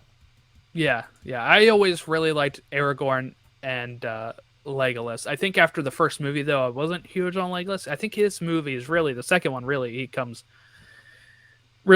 into like becoming super popular. I feel like that's when Orlando Bloom really took off. Uh, Was the Go ahead. second one where he started dating Katy Perry or some point in there, or was that No, no. was I that think way? that was way later. Um, I don't know who he was attached to at that point, actually. But I just know all of the girls in my like middle school were swooning over Orlando Bloom. Well, look, he'd done Pirates of the Caribbean. Then he's That was doing actually this. that was the same year as Return of the King. Yeah, so he was really taking off in 2003. Okay, let's rate the film. Before we do that, I just want to share we're starting to do this now too. I don't have different numbers for the extended edition or anything, but Rotten Tomatoes Yeah. 91% after 235 reviews, an audience score of 95% after a quarter million ratings. On IMDb, it's got 8.8 out of 10. That's with 1.9 million ratings. And on Metascore, it's got a 92. So pretty heavily critical darling fan favorite. I'll go first since I've seen this movie. I loved it. This is a 5 out of 5 for me. No surprise, I bet. Casey, out of 5 stars. Where do you land? Okay. So, like I said, I'm not big into the fantasy thing, right? I know of it, but I just never could get into like the orcs and various things. I know this is a classic, and this is something that is people have cherished from their childhoods going back to the 60s and 70s. And kids, when I was in, like I said, I grew up in the 80s and kids loved it. And people love the cartoon. And now people, this is just as much of a childhood for some people as like the Harry Potter series is for some people, or Star Wars is for like people of my generation. I give it a 4.5 out of 5. Okay, higher than I thought with all that preface there. I I couldn't necessarily give it a 5 because, and like I said, I explained this before. I know they kind of have to set up. Peter Jackson had this whole vision, and I got a question for you after this that I'd like you to answer. So he knew what he was doing this whole series, and he had this whole vision for the entire series, right? So as he's doing this, and he's making this between following the books, and then he has to set up everything for the following two. So, like you said, I'm sure the other two, you told me the other two are more action focused, but this one, while it does have some action, it can't really have a ton because it's got to be more expositionary. It's got to set everything up to get you into the mood to go on to the other two. Like I said, it did drag along in a few places here and there, and maybe I just had higher expectations. There was just no Schmeagle for me, and I was a little upset about that. Well, I think part of it is the extended edition. When you're adding 30 more minutes in, it does drag a bit more. Because some of those 30 minutes are mostly exposition. Yeah. Could be. I cannot deny that is probably the case. But yeah, I can see why people love this series and love it. I can see why they enjoy the movies. I don't know if I would enjoy the book because, once again, I remember seeing a book like this big, and I was just like, yeah, that's not for me. So my question for you is, you've seen all the Harry Potters, right? Mm-hmm. And you've seen all of these. And okay, those are two perfect examples because Peter Jackson did all three of these, and he did all three of the Hobbit movies. Yep. Same director, continuous vision from start to finish on both. And you could say he probably used most of the same cast and crew. Well, obviously the cast, but crew to get same looks, various other things. Your Harry Potter series, you had the same director for a few, but then I think when you got to like the third and fourth movies and on, you started getting a different director for at least every other movie, if not every movie. I think from 5 on, it was the same director. But you had Columbus for 1 and 2, Alfonso Cuarón for 3, and then I think it went. Then I think it went to. Well, I'm sure somebody else. Then it went to. I'm sure 6 and 7 did because that was like two books that they broke into one, or one book that they broke into two movies. 7 and 8, yeah. Or the last two, they broke it into two movies. So I'm sure that was one director for those two at least, for sure. And like I said, I watched them all, but I'm not sure about who the director is for each one. So, two questions. Which do you prefer as far as having different directors with different visions for different stories? Or one director with a continuous vision? And which is better?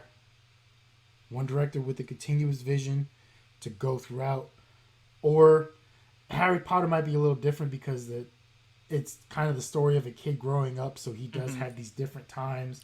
He does go through these different phases and different things are happening. So you have different directors and different people to give you kind of different looks on the story itself. That's a good question. I think if you're asking almost like what's the stronger series movie-wise, I would say Lord of the Rings, because I do think having the same director for those, first three, The Hobbit still Middle Earth, but not really super related to the task, to the same stuff. But the biggest missteps with The Hobbit was breaking it into three movies that it didn't have to be, but also they leaned more on digital effects than the practical effects. So I don't think it actually holds up as well as these. But it felt like Middle Earth, because it had the same director, the same filming location type The stuff. So same look, the same. yes, yeah. So I like that better.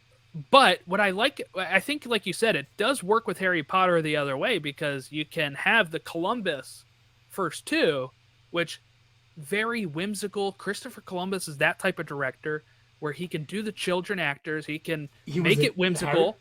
Harry Potter's a younger kid just finding Yes. out he's a wizard, right? But And then once you get to Prisoner of Azkaban, it is a he's a little teenager. more He's kind of he's serious. Yeah. like I said, as he grows and he goes through different phases in his life. But what I I mean, didn't like about that is there was some tonal inconsistencies with. I mean, they probably kept set design people and stuff, but like some of it looked too different at times, where it's like trying to match the first two to like three and after. mhm. Um, for like how they filmed on the Hogwarts grounds, or like they changed filming locations, I think, too, around then. It was a little bit more gray and murky in those two, just for like the color palettes, which I think harmed it, because I think now it kind of feels like any other movie. For anything from like, especially numbers 4 through 8 of Harry Potter, kept like a lot of movies started going to more grayish color grade, and it doesn't stand out the way the first two did, where it was like, man, looking at the Great Hall when he walks in and the candles are floating and it's brightly lit and it looks happy and warm, that looked great. But I prefer, film wise, I prefer the Lord of the Rings than the Harry Potter ones. Book wise, I probably lean more Harry Potter, because sometimes as a kid reading Lord of the Rings was a little too dense for me. Um, so that's probably where I would end up on that question. Okay, because like I said, think about the think about how much you changed from the time. How old was Harry Potter? How old was Harry Potter when he first found out he was a wizard? Went to Hogwarts. 11. Okay, so think of how much you changed from the time you were 11 until you were like 18 and graduated high school. Like you might have been 4 or 5 completely different people in that time period, right? So like I just as I started after I watched this and I started thinking about that, like I wonder if the Lord of the Rings series would have been, obviously how much different it would have been if they would have got like someone else for the Two Towers and then a different director for Return of the King, right? And then someone else completely went and did The Hobbit, right? And stuff like that. And you And would have had, and actually there was somebody else talked about doing The Hobbit, but then they brought Peter Jackson back after convincing him. It was, just imagine too, like if they filmed it like they do stuff now, it would have been what, 3 years between movies. The cast would look older each time. Like, I'm very happy that they did this, and I wish more would, when it comes to like doing a book series. But the thing is, they don't know if it's going to be a big hit. Lord of the Rings was the biggest book that probably had not been adapted at the time that they did this, so they kind of knew they had a hit, in the sense of they'll get people to see it. Now well, at the they same also time had to, it too, also had to be good. it had to be good, but at the same time too, you have to remember, like you said, if the rights went through so many different sets of hands, um, it's one of those, like, I mean, okay, prime example. Look at what Marvel had to do. Marvel eventually had to make their own film company, right? Because they Yeah. had all these different characters that people had all the different rights to, and they were making garbage movies of varying levels. So eventually, Marvel had to wait and snap up the rights to all their different characters, except for the ones that they couldn't get, because the X-Men became a hit with Fox, and they probably just barely missed out on the Hulk, right? but then they had to make their own production company to be able to make the MCU.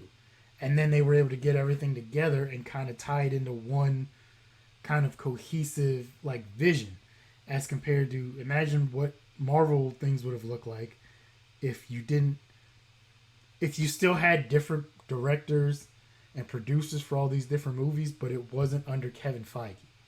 It was, Iron Man had Kevin Feige doing his thing, and obviously we had the Hulk, who was with Universal, but then like Captain America was through someone else, and the Weinstein guys did Black Panther and stuff like that. Like, imagine how messed up everything there would have been. So, All right, so that wraps up Lord of the Rings, Fellowship of the Ring Extended Edition. Unless you have something else, or no, nothing on Lord of the Rings. I was okay. gonna say we still have. So Yeah, we have to pick. You have to pick your movie now, which I think I know the answer, but oh yeah. yeah. So we've established that you are setting me on the course of the Lord of the Rings trilogy, and I've enjoyed it so far. While not as big of a trilogy, I'm going to set you on a course of something for some of us that might be close, if not just as big. Because the first two for sure have set us to where we currently are with action movies. We're going to watch the first three movies in the Terminator series, and we're going to start with James Cameron's The Terminator. Yeah, so this is streamable on Max currently.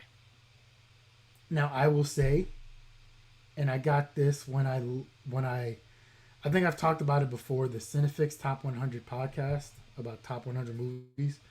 They had Terminator 2 ranked as one of the top 10 movies of all time, but they didn't give us the number because I guess they're going to reveal like the top 10 later. But when they were talking about Terminator 2, they talked about I'll tell you this, there is this kind of a difference between the Terminator and Terminator 2. And some people kind of classify the Terminator as more of a horror type movie, where Terminator 2 is like pure action and adrenaline. But we definitely need to start you with the original Terminator first. Yeah, I think that'll help too. I can get introduced to the world, right? Because I know there's like Skynet and all that kind of stuff that will come into play or whatever. But yeah, I've never watched these. I think it's up my alley. You know what I have seen? I have gone to the Universal Studios in Orlando, and they had like the T2 ride? A show. They had like a show. The Terminator 2 ride that they have there? It was something like that. Yeah, it was like a stage show that I saw in Orlando, but I don't even know which one it was based off of. Maybe T2, but if it was within the last 20 years, it was Terminator 2. Okay, then that's probably what it was. If it was any time like after 1991, it was Terminator 2. So I don't really know much except for like, Arnold Schwarzenegger is more like the bad guy in the first one and a hero in the second one. That's all I really know. And I don't know. And I know there's like time travel stuff, at least in the second one. I don't know anything about the first, really. So. All right. So I'm excited about this because watching these, like I said, I grew up in the 80s. I went to a few drive-ins as a kid or movies every now and then. But back then, it was more about HBO or the VHS market, right? So I'm going to send you a link. So new movies will come out on HBO every Saturday, I want to say. And every Saturday night was when they would do their new releases for HBO. And I just distinctly remember the opening credits for and it's one of the greatest things I have ever. I've loved it since I was a kid. But like when I think of Terminator and Terminator 2, like it will bring me distinctly back to this. Like to sitting there in front of my TV on a Saturday night getting ready to watch this intro for the feature presentation. Or going to, I think Terminator 2 was probably more of going to Blockbuster and seeing racks of Terminator 2 Judgment Day on the shelf. Wow, yeah, I'm watching it now. I'm not familiar with this opening. You got to watch it with us. You got to listen to it too. You got to have. I am. Okay. But yeah, obviously, I actually never really had HBO growing up, so it was always like going to Hollywood Video or Blockbuster. I actually just had a dream that there was a new Blockbuster that just opened up in our in our area. That's some pretty good music here. That intro, like I said, when that intro came on, you were about to watch a banger because like back then movies would stay in the theater for 3-4 months at a time. Like they had a longer theatrical run. Yes. And then, like I said, there was the home video market, but not everybody had a VCR because some of them would run up to like $1,000 or something. Like VCRs were expensive in the early to mid 80s. I think there was a way you used to be able to rent VCRs too or something. Yeah, no, you could because I remember my parents doing that at one point too, before they were able to get one. But then there was also different kind. There was beta and VHS. There was two separate formats. One was a VHS was the bigger one, beta was a smaller one. And then, but yeah, like, because then, like, especially back then, TV Guide, and you would, like, HBO would do their advertising, like, on HBO about, hey, Saturday, July 1st, the world premiere of the Terminator. So, like, man, this was it back in the day. Well, I'm excited for it. That's what we'll do next week. So don't be confused that it's not Two Towers next week. We're going to still do Casey's pick, and then we'll go back to Two Towers after T1. All of our socials are in the video description or the show notes below. Make sure you follow us there or contact us there if you want to share your thoughts if you're watching some of these for the first time as well. And we will catch you next week with The Terminator.